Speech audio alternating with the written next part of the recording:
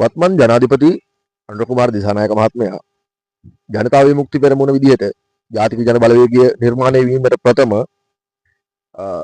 කිව්වා මේ පහුගිය ආණ්ඩුවල කියන්නේ වලට වැටිච්ච රටක් රනිල් වික්‍රමසිංහ මහත්මයා ගොඩ ගත්තාම ඒ ගොඩ ගන්න වකවානු වෙනකොට රටේ විවිධ අඩුපාඩුකම් තිබුණා. ඩොලර් සංචිත ප්‍රමාණය නැති වුණා, තෙල් නැති වුණා, අරබුද නැති වුණා, ඖෂධ නැති වුණා.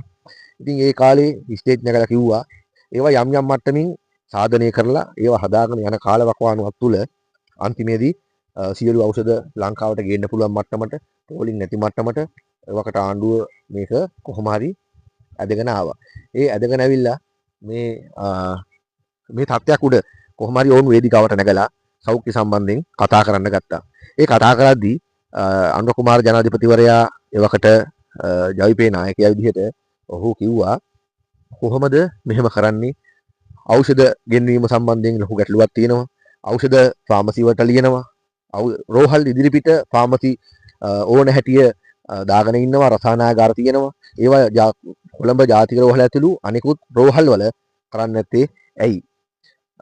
එහෙම ලැබ් වලට ලියනවා නම් මොකටද ආණ්ඩුවක් රෝහලින් දෙන්නේ නැත්තේ? වෙනත් රටවල් වල මිනි පෙට්ටි විතරයි. මොකද මේ මිනි පෙට්ටි රෝහලින් දෙන්නේ නැති හින්දා එහෙම නැතුව අනිත් හැම දෙයක්ම එළියෙන් කරන්නේ.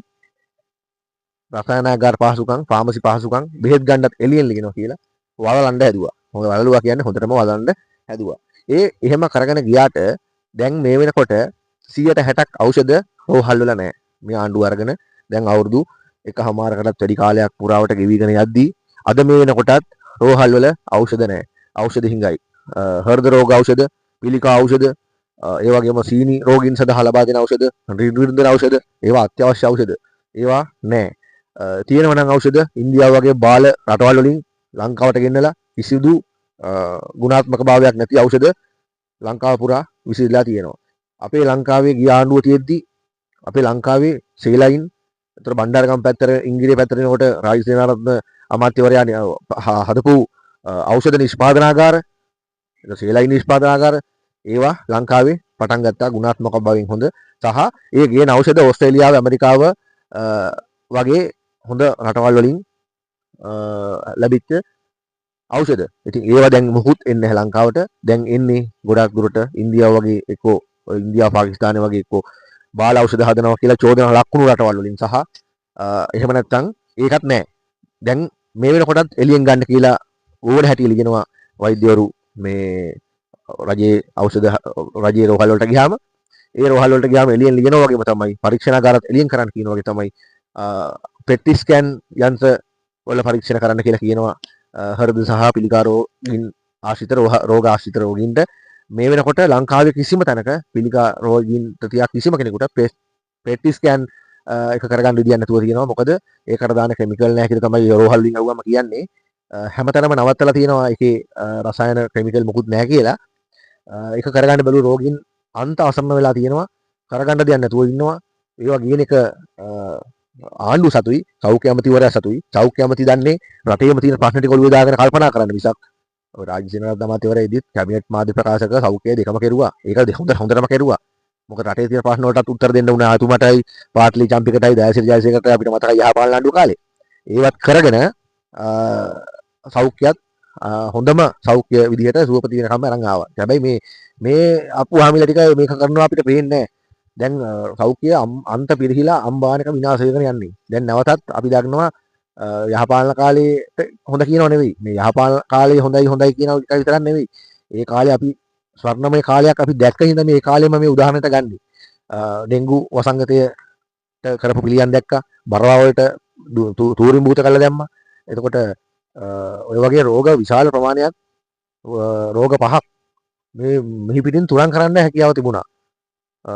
ඒ වුණාට දැන් ආයේ ඒ රෝග උස්සන්න වෙලා ආපහු මේක වැඩි වෙලා මුකුත් කරගන්න බැරි මට්ටමකට ඇවිල්ලා තියෙන්නේ. කොහොමත් පෙට්ටි ස්කෑන් යන්ත්‍ර ක්‍රියා කිරීම සම්බන්ධයෙන් අපි තවදුරටත් හොයනවා. අපි ඒ සම්බන්ධයෙන් තවත් හොයා බලනවා. ඒක දැන්ට මේ වෙද්දි සම්පූර්ණයෙන්ම නැවතිලා කියලා තමයි රෝගීන් චෝදනා කරන්නේ. රෝගීන්ගෙන් අහුවන් වුන් කියනවා කිසිම රෝහලක කරන්න බෑ කියලා. ඒක දැන්ට නවත්තලා තියෙන කියලා වුන් අසරණ වෙලා තියෙනවා. කරනවා නම් ඉන්දියාව හෝ වෙනත් රටකට යන්න වෙලා තියෙනවා. ඒක අතිවිශාල දෙවන්ත මුදලක්. ලංකාවේ ඒ වගේ දැවැන්ත මුදලක් වියදම් කරලා දෙයක් කරගන්න පුළුවන් ජන කොට්ටාසයක් නෙවෙයි මේ ආණ්ඩුවත් එක්ක ජීවත් වෙන්නේ. ඒක නිසා ඒ සම්බන්ධයෙන් ලොකු තීරණයක් ගන්න මේ ආණ්ඩුවට සිද්ධ වෙයි. අපි බලාගෙන ඉමු. බලාගෙන විතරක් නෙවෙයි අපි මේකට ක්‍රියාමාර්ග ගත යුතුයි. කොහොමද මේ පෙට් ස්කෑන් යන්ත්‍ර වලට දාන රසායන ගෙනලා පෙට් ස්කෑන් එක ජනතාවට කරලා දෙන්නේ වගේම 60ක් විතර ආසන්න උච්ච ඖෂධ ලංකාවේ හිඟ වෙලා තියෙනවා. ඒක කොහොමද සපුරාගන්නේ කියන සම්බන්ධෙනුත් අපි ක්‍රියා කරන්න සිද්ධ වෙයි හැකි ඉක්මනින් මේ මනුස්ස ජීවිතත් එක්ක සෙල්ලම් කරන්නේ සහ මිනිස් ජීවිත අපේට තියලා මේ ආණ්ඩුව ගත්තේ බලයට ආවේ. ඉතින් ඒක නිසා මේ උඩ බලා ඉන්න බැරි කමක් තියෙයි. මේක අනිවාර්යෙන් මේව සම්බන්ධයෙන් ක්‍රියාමාර්ග ගන්න ඕනේ. මේ රටේ අරගල ඇති වෙන ප්‍රධාන හේතුවක් වුණා ඔය ඖෂධ ආහාර කියන එක. ඒ සාමාන්‍ය ජනතාවට ජීවත් වෙන්න බැරි මට්ටමට රට ආපු එක තමයි ගෝට අපිට පැනලා දුවන මට්ටමට රට ගෙනාවේ. ඒ හින්දා මේ ආණ්ඩුවත් ඒවා සිහි බුද්ධියට අරගෙන කටයුතු කරනවා නම් හොඳයි කියන එක අපි මතක් කරනවා.